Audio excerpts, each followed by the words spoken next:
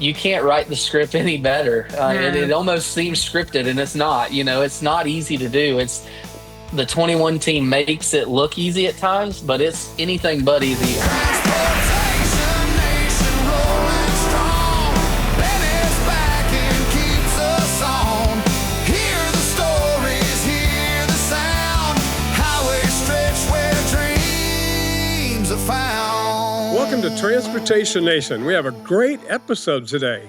Although weather put a damper on our plans to record at the Richard Childress Racing Museum, our Vice President, Miss Lynette Mathis, sat down for an exclusive interview with the driver of the NASCAR O'Reilly Auto Parts Series, number 21 Bennett Chevrolet, Mr. Austin Hill, as he is set to begin the 2026 season. And we have some very exciting things happening with Austin and the number 21 team, as well as the NASCAR O'Reilly's Auto Parts Series. They got a name change this year. They did, so it's going to be exciting 2026. So let's not wait anymore. Let's kick it up to Miss Lynette. Welcome, Austin, to our Transportation Nation podcast. We just want to say thank you so much for being a part of this podcast today. As y'all know, Austin Hill is the driver of the 21 RCR car and Bennett car, and we're just so excited that he's taken the time today to be with us and do this podcast. So welcome, Austin. Yeah, thanks for having me here, Lynette, and everyone at Bennett. So looking forward to it.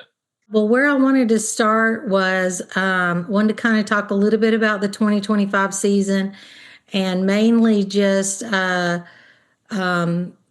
so last year in the season, the main thing is that you took home the win for the 100th Xfinity Series for RCR in Martinsville.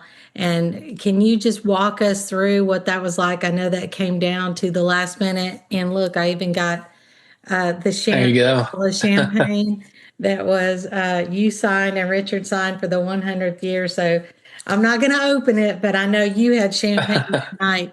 So just tell us about that win, because that was just an extra special, epic win for all of us. Well, all the racetracks that we race at and all the races that we've won, Martinsville was not on my list on getting the 100th win for RCR. We've had decent races there in the past, and we've finished okay time and time again. But we've also had some really bad races there where we, run outside the top 15 or top 20. So for it to come at Martinsville was it kind of was. I was in disbelief when it happened. During the race, we thought we had a pretty good Bennett Chevrolet. We had some really good pit stops that day. The pit crew was on fire like they always are. And it kind of got down to the wire, and we were running inside the top 10 quite a bit. And, when you get down to the end of these races, especially at a place like Martinsville, it being a little half-mile racetrack, beating and banging starts happening. We had a lot of caution laps there towards the end of the race. And I had an opportunity towards the end of that race, and it was actually the last restart that we had with the green-white checkered.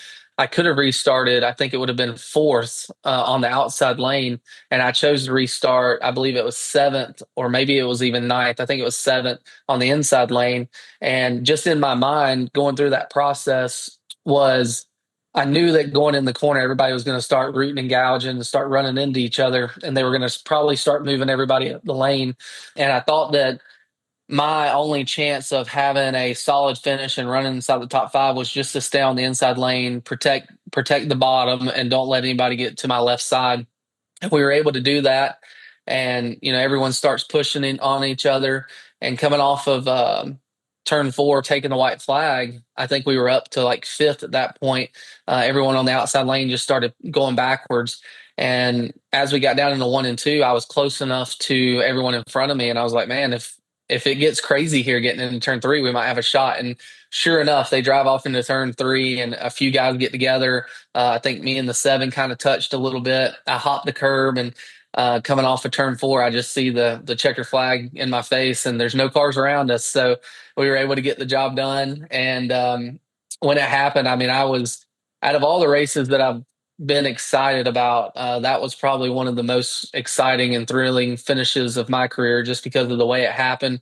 You don't think that you're going to win the race. I mean, my wife, Ashlyn, she's already walking down the pit road trying to figure out, where we're going to be stopped for, where they're going to capture the cars for like top five because they always park us in different areas. She's already walked down there, and all of a sudden we come off of turn four, and she's telling me that she had no clue what just happened. She didn't know how I went from running in seventh on the green white checkered to winning the race, and she was probably just as excited, if not more excited than I even was, just because I was in shock. So, yeah, that was a crazy race. I will say it took me a second to realize that it was the 100th win, though, just because I knew that the next win was going to be that. But for it to come in the way it did and at the racetrack that it came at, it took me by surprise. And when I got out of the race car and celebrating with the fans, celebrating on the front stretch, they come up with a big flag with the 100th win banner for RCR, and that's when it hit me that we had won the 100th win. So that was out of all of our 2025 success and all the races that we won, and we ran up front and competed, 4 wins. That one takes the cake for 2025. Yeah, I agree. And we're going to get into the Bennett 250 in a minute, but I think that race is so special because not only for Richard and for us, because we were the prime that weekend, and your win, the 100th win, but the car is in the museum. So it's our It is. first car, our Bennett car in the RCR museum.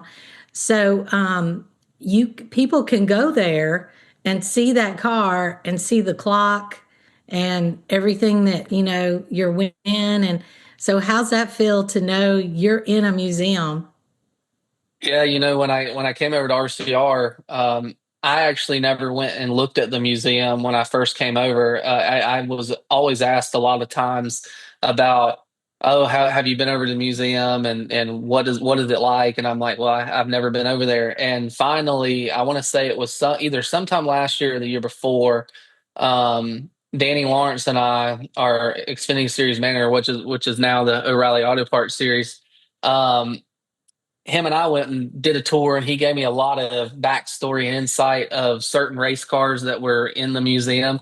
So that was really neat to be able to do that. And then to fast forward, I was able to pop in there one day just about a month or so ago with my oldest daughter, Lindley, and I hadn't seen the display yet. And when I walked in and was walking around the corner, and I saw it all there in the corner, the way they had it, and they have a big picture on the wall of the win, and there's a bunch of different kind of collage of pictures. It made it just very special, and it hit a very strong place in my heart, just because everything that Richard Childress stands for and everything that we have been through these last 4+ years. It was neat to be able to see the Bennett Chevrolet car in the in the museum, and hopefully we can get another car in there down the road with a championship car. That's right. Yeah, I haven't seen it yet either. That was another thing I'm kind of bummed about, was we were going to be filming this podcast right there in front of that car. So we'll just have to do another podcast and come up there and see it. Let's talk about Daytona. At Daytona, you've had tremendous success in the past, including multiple wins there, and had a little bit of hiccup this 25 season, but then came back strong in Atlanta. So how do you get your mindset ready for Daytona? I mean, it's the first race. You do have a lot of success there, and it's just, how do you prepare going into the season? I mean, I do a lot of preparation during the off season, as far as just staying in the heat room. We have a sauna at the GM Tech Center. That's where I go work out at. And for me, I'm more on the cardio side, longevity. I'm not trying to do any sprints or anything like that. I'm trying to go for long distance, because we're going to be inside these race cars for 3+ hours. So, you want to have that longevity cardio in you. We do a little bit of training with strength training and core work and that sort of thing. But where I really focus my majority of my time on is the long runs, the long biking sessions, and then going into a sauna room that is anywhere between 175 all the way to 190 degrees at times. And I'll stay in there for anywhere between 45 minutes to 1 hour, depending on the day and depending on how hydrated I am that day. And it just kind of gets you ready and gets you prepared for those heat elements, because once the season gets started, the start of the season at Daytona, it's never super hot. But then once you get kind of later in the season, it starts to get really hot inside the race car. And there's been times it's been 130 degrees plus in there. So we just have to always stay hydrated, always stay prepared on the heat side and the cardio side. So that's kind of where I've been training for, is getting ready for the season. And then on top of that, we'll go back and we always, my 21 team and we always go back and watch races from the past, trying to get prepared. The crazy thing about it, with us having all the success that we've had at a place like Daytona, that is probably one racetrack that I do the least work as far as preparing when it comes to looking back and rewatching the race. I always go back and rewatch races, and I'll throw it on the TV, but there's not a whole lot that I take from rewatching races when it comes to a super speedway race. And the reason I say that is, every super speedway race that we ever run, no matter if it's Daytona every single year, we always run at Daytona, and we run there 2 times a year. Every race races differently. The draft might be different, the way how hot it is outside. The cars just drive differently on, is it going to be a little loose, a little tight that day? If it's a day race or night race, the energy in the pack of the draft is so much different race to race. So for me, I do all of my learning when we get to the racetrack and we actually get inside the race car and the race starts. That first stage of the race is the most information that I take away for the whole entire weekend. That going into that race weekend, stage one is the most crucial for me, because I'm going to learn the most about my race car, about how is it drafting? Is it sucking up well to the car in front of us? Can we push the guy in front of us? Can we lead a line well?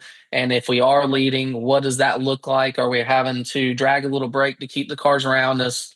There's so many elements that go into these super speedway races. I would love to just tell you it's easy and you just run wide open and you just hold everybody off, but there's a lot of different elements to it. And then having the right team behind you. Everyone on our Bennett Chevrolet team is top notch. Derek Nealon does an awesome job on the spotter stand. You have to have the whole package to be able to do what we've done at Daytona. And for us to be able to do that for 3 races in a row, and I felt like it was going to be 4 races in a row last year, and then we had a mechanical failure, unfortunately.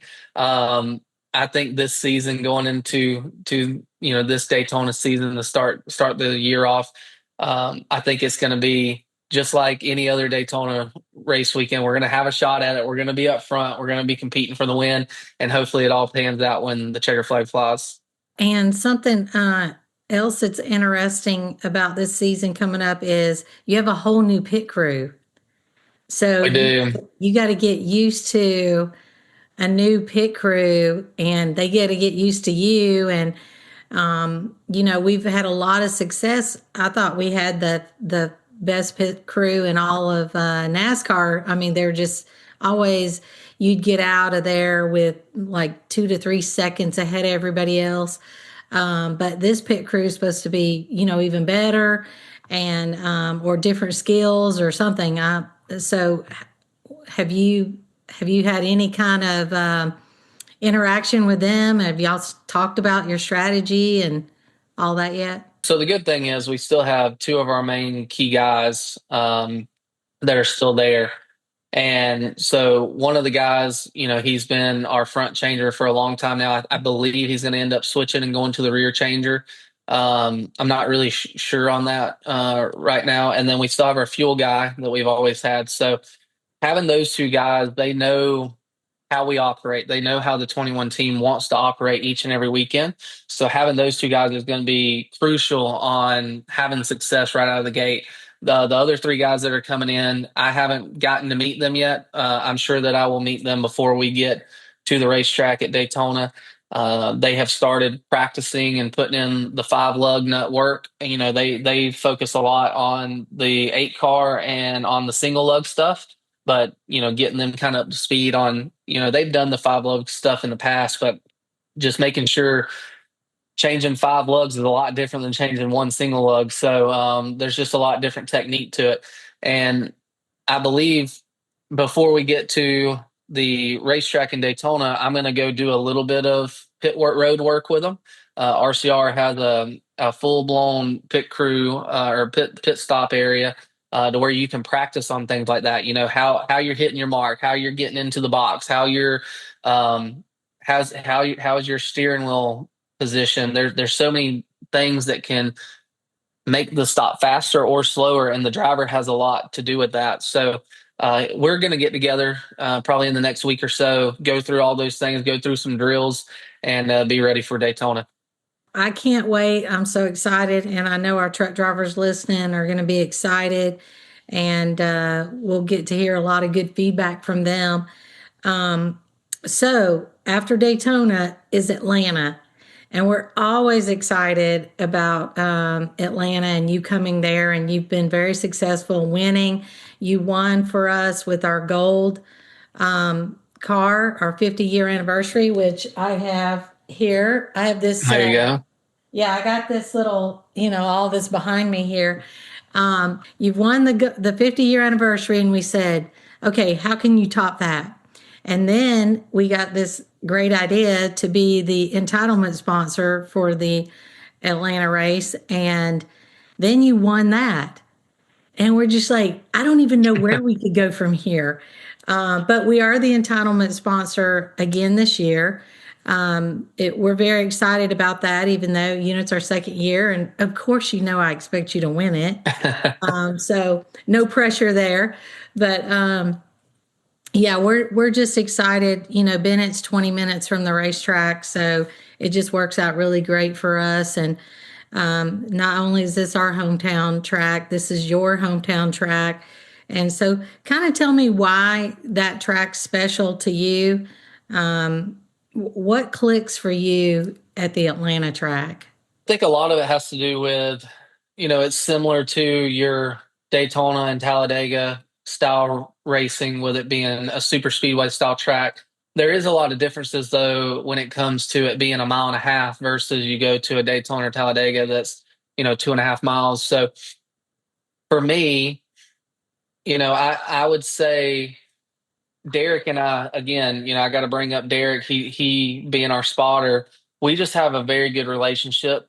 There is just things that we do on the racetrack that a lot of other teams and drivers and spotters, they just don't do the same way that we do it. We're always that half a step ahead of everyone else. For me, when Derek keys up the radio, 9 times out of 10, I know exactly what he's going to say out of his mouth before he says it. And I'm already making the move of what he's going to say, whether, hey, you're getting too far out. And what that means is, I'm getting too far ahead of the car in front of me. So I might need to start dragging a little bit of brake, because if you get too far out, the guy behind you can get a massive run on you, and there's nothing that you can do to stop that run unless you're just going to wreck the whole field. So, we have very good communication, and I think communication goes a long way when it comes to these style of racetracks. And Atlanta has just been one of those places where we have critiqued on, if we aren't leading, we need to be in the lead at a certain time of the race. We want to be leading by a certain number on the racetrack. Say it's a 150 lap race. Let's just call it that. We want to be leading by, I don't know, let's just call it 100 laps into the race. And we say we have 50 laps to go. I know 50 laps, there's still a lot that can go on and a lot that can happen, but things happen so much faster at Atlanta than it does at your Daytona and your Talladega, that you have to be in position and be where you want to be on the racetrack a lot sooner than where, say, a Daytona, you can make that move on the last lap and make things happen. Not saying that you can't make it happen on the last lap at Atlanta.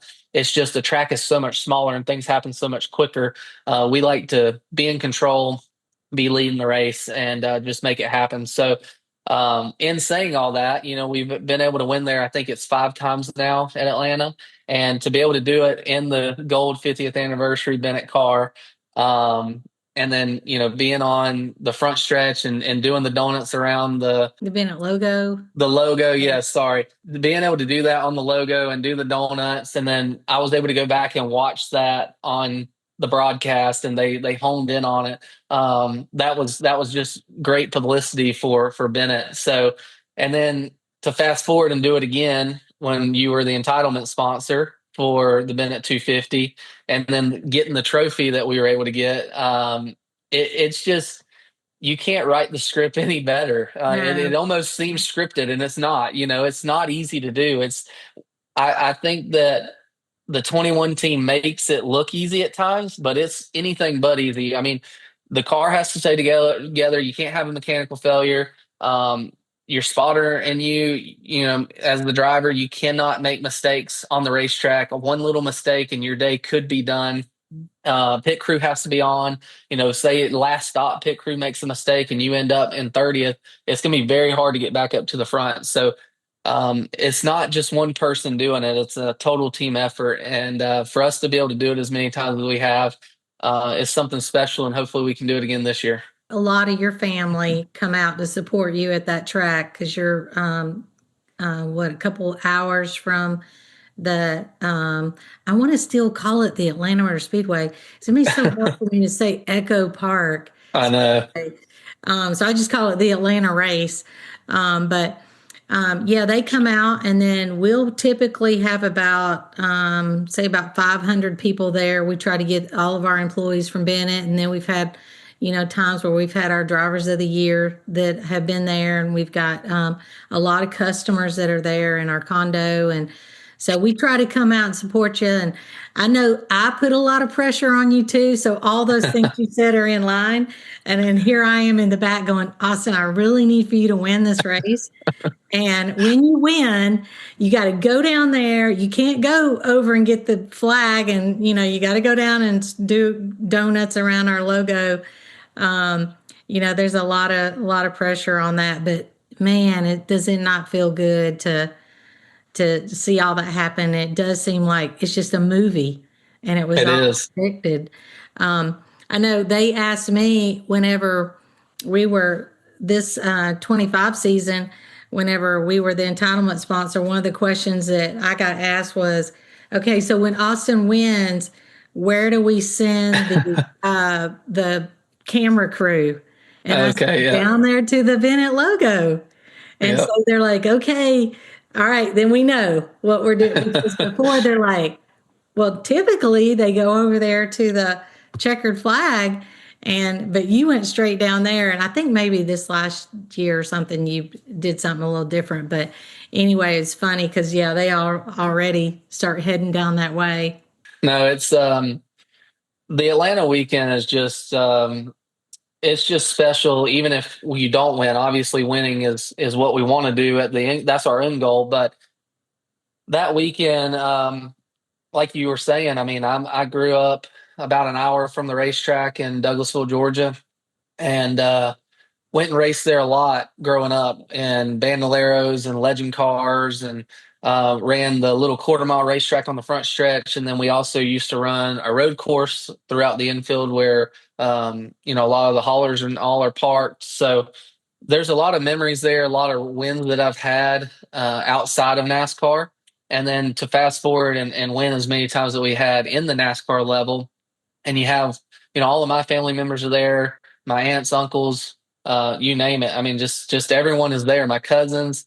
And then to top it all off, you have everyone at Bennett. Like you were saying, there's 500 plus people there, and we have a lot going on that weekend. It's probably one of the most busiest weekends that I have on my schedule, but I enjoy every part of it. Being inside the race car, being outside the race car, going up to the Bennett suite and, talking to everyone there, and just coming up with a game plan of that race weekend, and just seeing everyone that's there puts a smile on my face. And I almost think that having that extra pressure, it just makes me lock in a little bit easier. So maybe I need that added pressure every time we go to the racetrack, because for whatever reason, I just have a different demeanor about me, just walking through the garage and being in the hauler with the guys.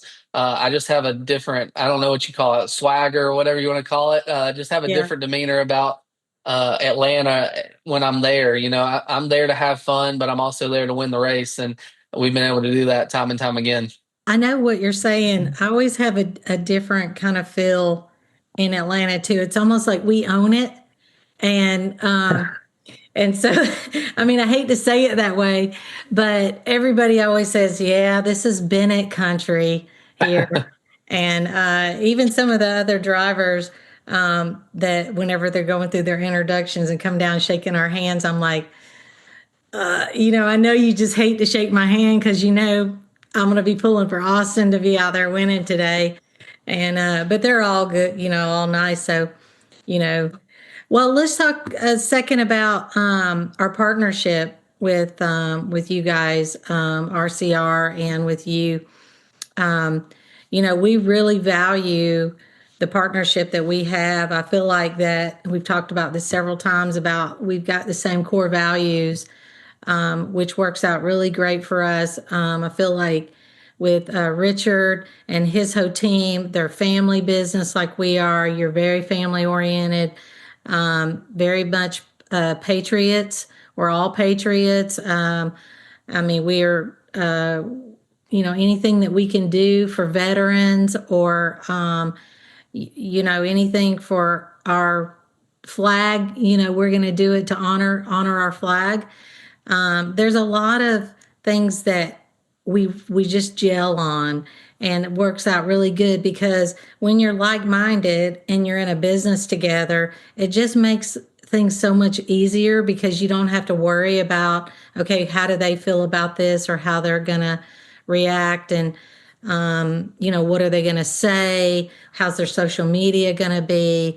It just seems like we all just work really well together. And we do. I do want to say I appreciate how when you interact with our customers and drivers and agents, and how humble you are with them, and even taking time for autographs and everything.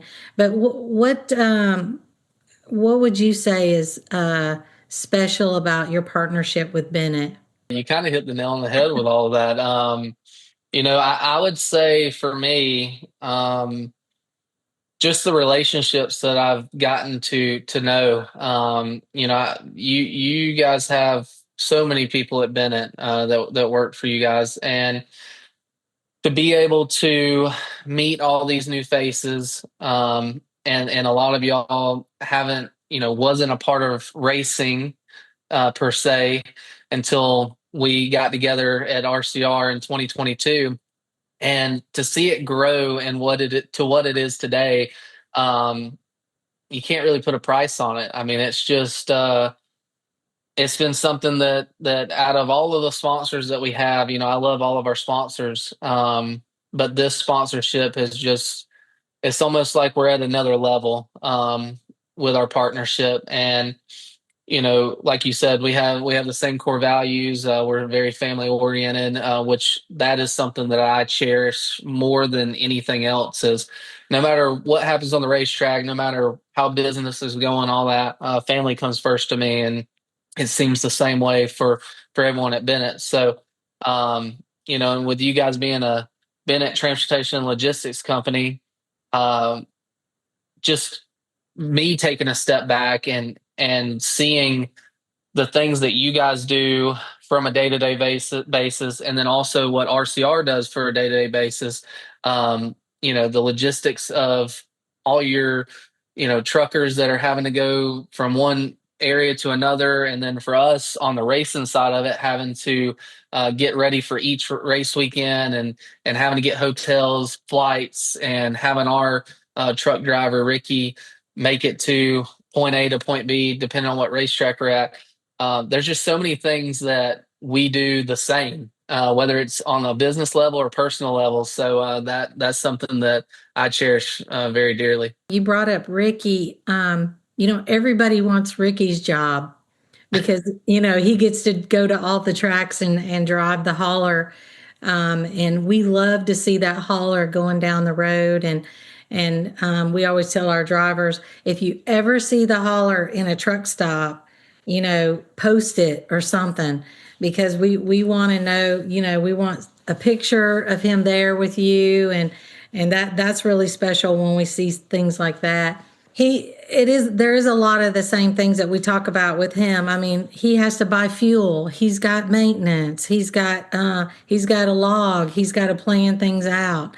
And so there is a lot of correlation between what you guys do.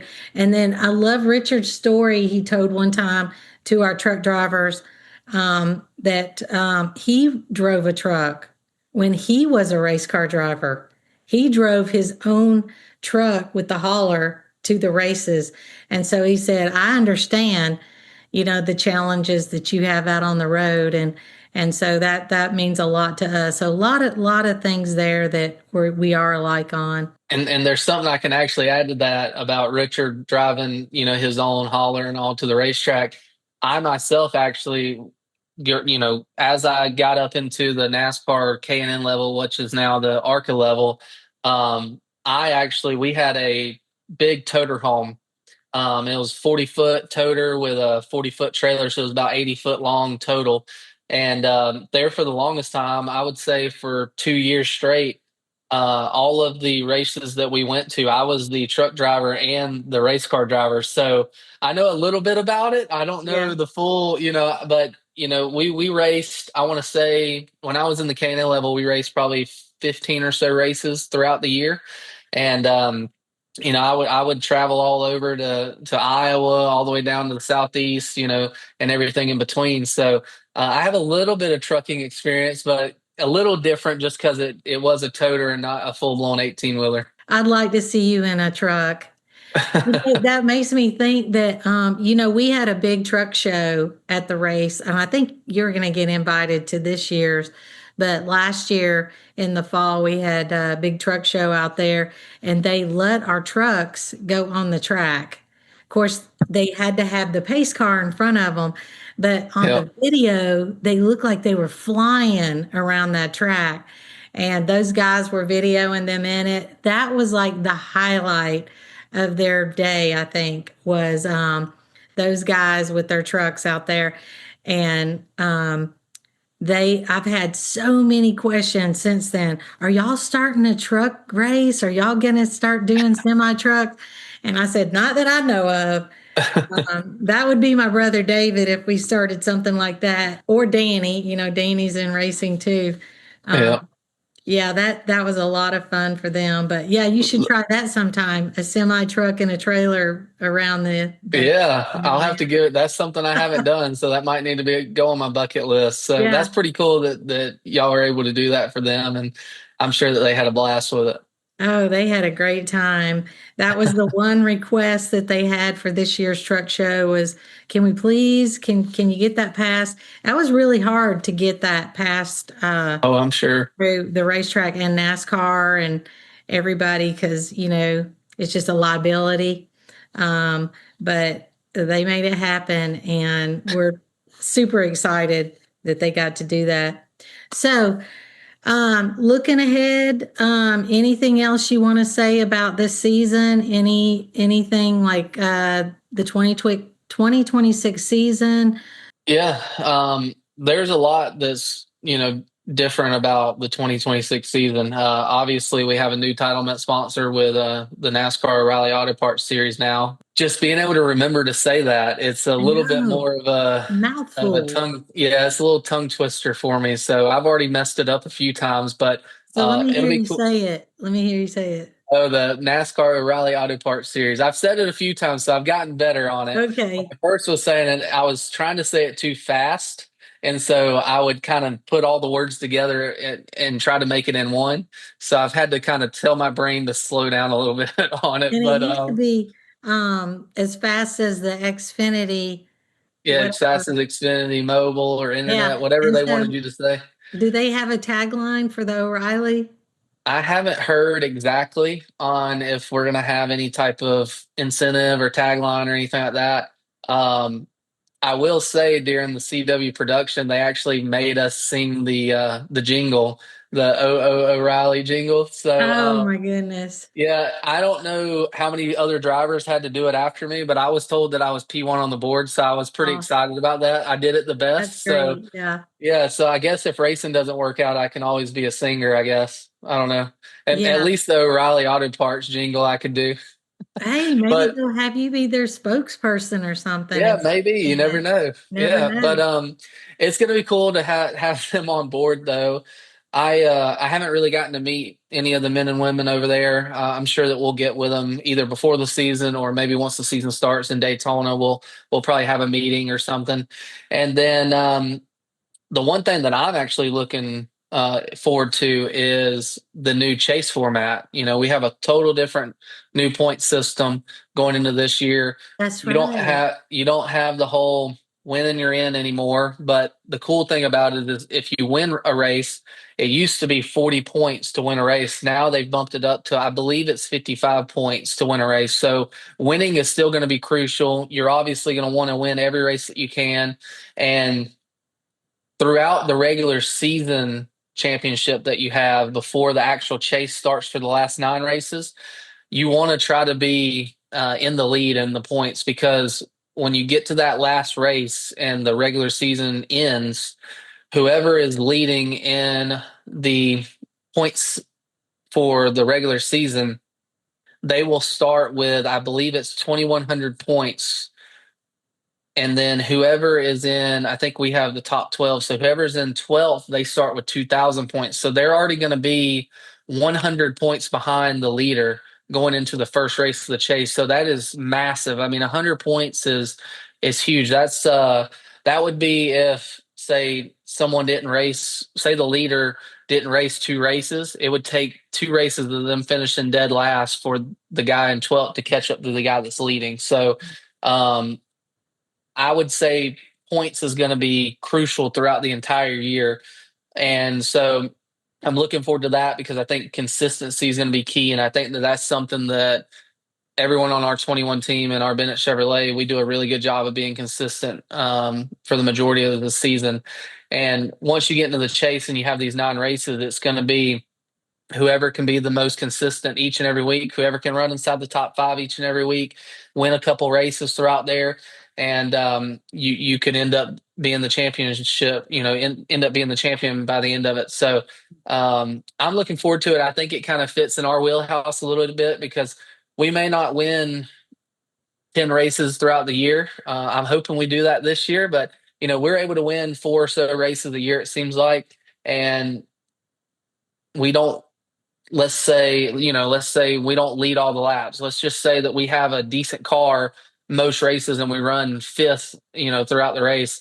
Those fifth place finishes are going to add up throughout the year. So I think that that's going to kind of work towards our advantage a little bit. And I'm looking really forward to it. And then on the, you know, on the car side of things, they're not changing a whole lot there. All that's going to kind of stay the same.